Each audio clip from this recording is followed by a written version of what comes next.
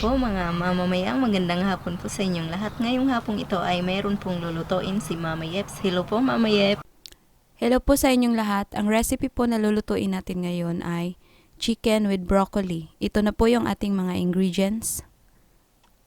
Cooking oil, soy sauce, oyster sauce, baking soda, cornstarch, black pepper,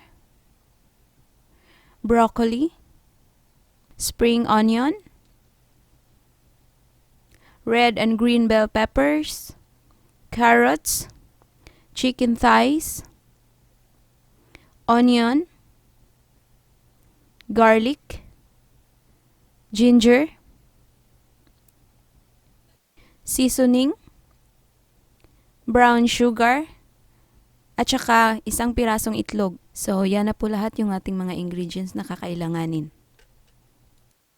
Ngayon po, ang una po natin gagawin ay imamarinate po natin itong ating chicken thighs. So, lalagyan po natin siya ng 1 tablespoon ng soy sauce. Tapos, lalagyan po natin ng mga 1/2 teaspoon ng black pepper. Yan, haluin lang po natin.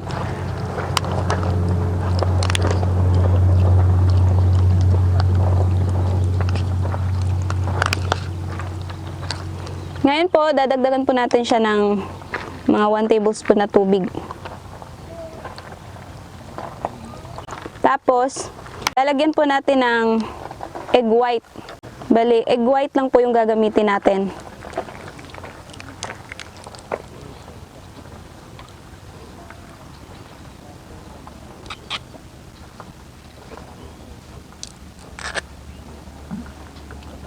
Yan, haluin muna natin.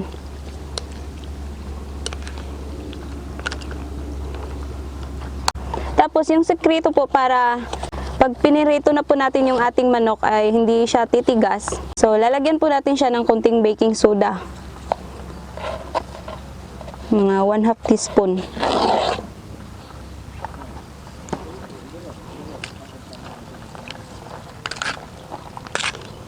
Pwede po kayong gumamit ng chicken breast kung gusto nyo.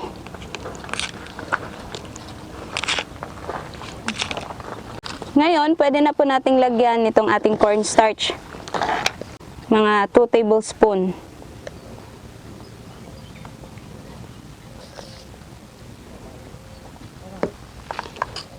Haluin natin ng maigi para ma-coat po natin yung manok.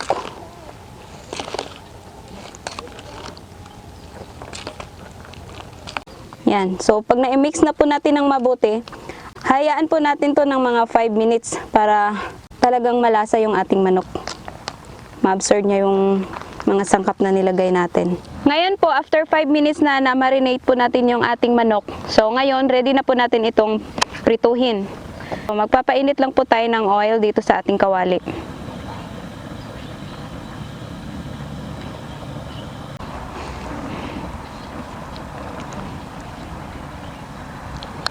Ngayon pong mainit na po yung ating oil, ay pwede na po nating isa-isang ilagay itong ating manok.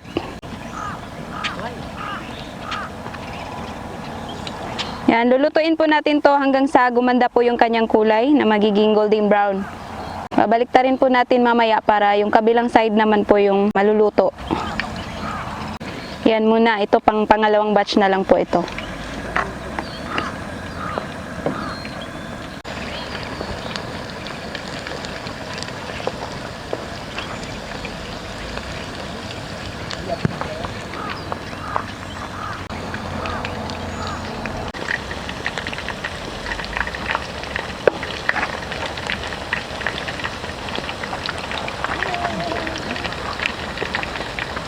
Ayan po, maganda na po yung kanyang kulay na golden brown na po. So, babaliktarin na po natin.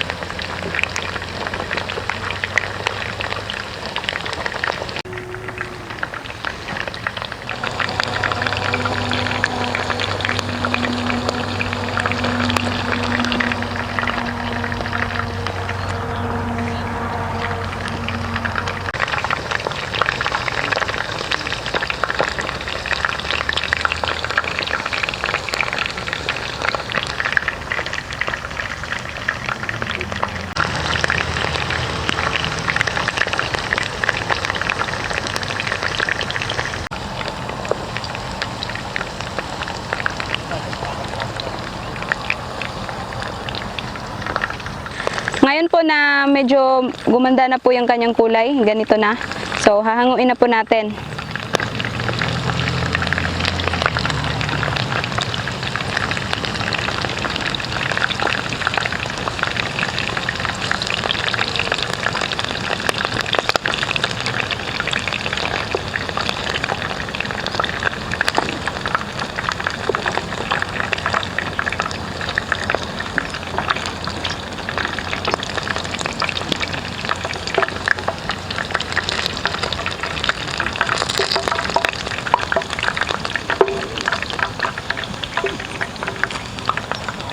Ngayon po, natapos ko na pong naprito lahat yung ating manok. So, ang gagawin natin ngayon ay gagawa tayo ng sauce.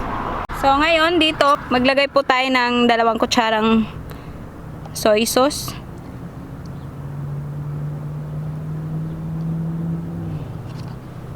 Tapos, 1 tablespoon ng oyster sauce.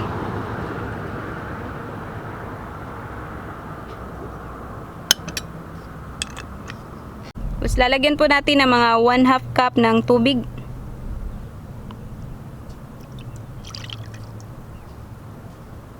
Konting paminta, mga 1/2 teaspoon. Konting seasoning. Yan, paghalu-haluin po natin.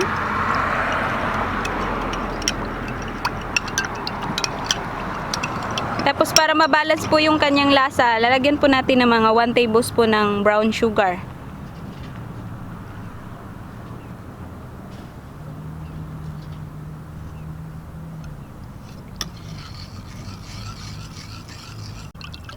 Yan, tunawin lang po natin ng maigi yung ating asukal. So yan, ready na po ito. So ngayon, magsisimula na po tayong magisa ng ating mga gulay. Tabi muna natin to. Ngayon po, magpapainit lang po tayo ng kunting oil dito sa ating kawali. Ngayong mainit na po yung ating mantika, ay pwede na po nating igisa yung ating bawang at saka itong ating luya.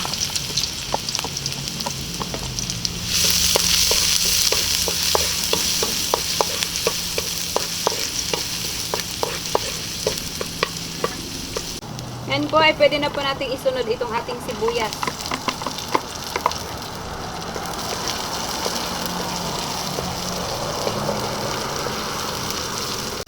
Ngayon naman, pwede na nating ilagay itong ating naprito na manok.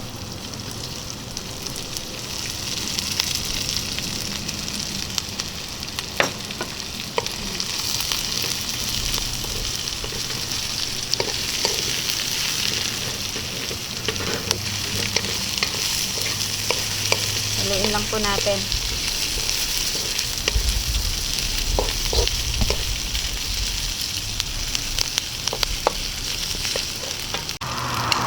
Isunod po natin yung ating ginawang sauce kanina.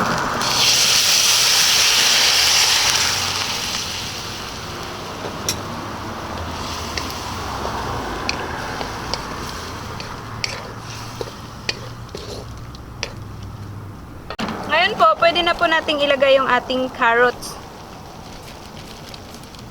Hiwain lang po natin ng maninipis yung ating carrots para mabilis po siyang maluto. Pero hindi naman po kailangan na lutong-luto po yung ating mga gulay. Yung sa gulay ay half cook lang po. Pwede ko na pong isabay itong ating broccoli. Lalo na pag sa broccoli, dapat po hindi siya lulutuin ng maigi dahil yung broccoli po ay nawawala po yung kanyang vitamins pagka niluto natin ng mabuti. So maganda po pagka half cook. Para mas pa siya, crunchy. Ayan, haluin po natin.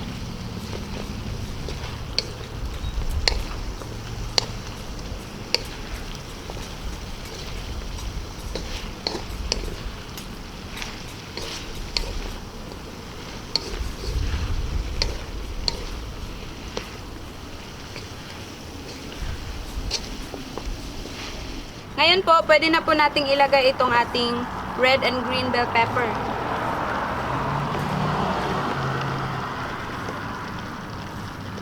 Yan, lulutuin lang po natin ng konti yung ating gulay.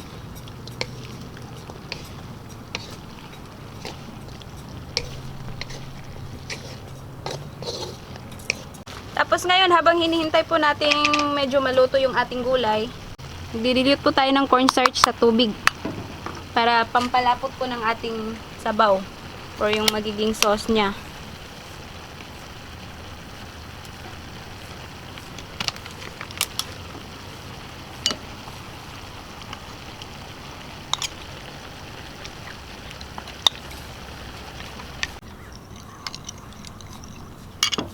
Ngayon po ay pwede na po nating lagyan itong ating nadilute na cornstarch. Paunti-unti lang po yung paglagay natin hanggang sa makuha po natin yung tamang consistency ng ating sauce. Haluin muna natin para malaman natin kung kailangan pa nating magdagdag. Napakaganda po ng kulay ng ating gulay dahil hindi po natin siya na-overcook. Dadagdagan ko pa ng konti.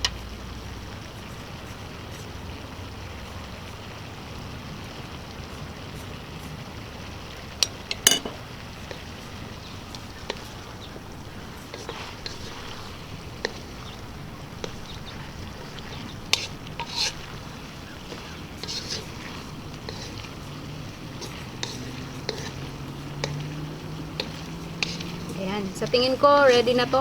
Pwede na po nating hanguin. Yung last pala na ilalagay natin, nakalimutan ko itong ating dahon ng sibuyas.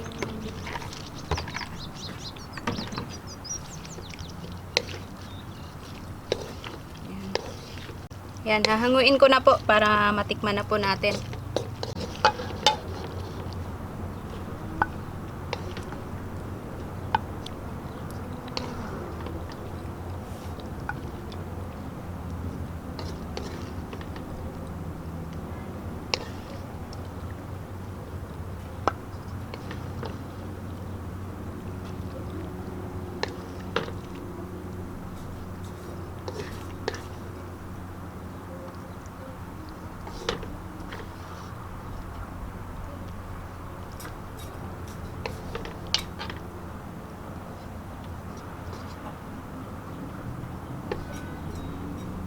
Ito na po ang ating chicken with broccoli na ginawa po ni Mama Yeps.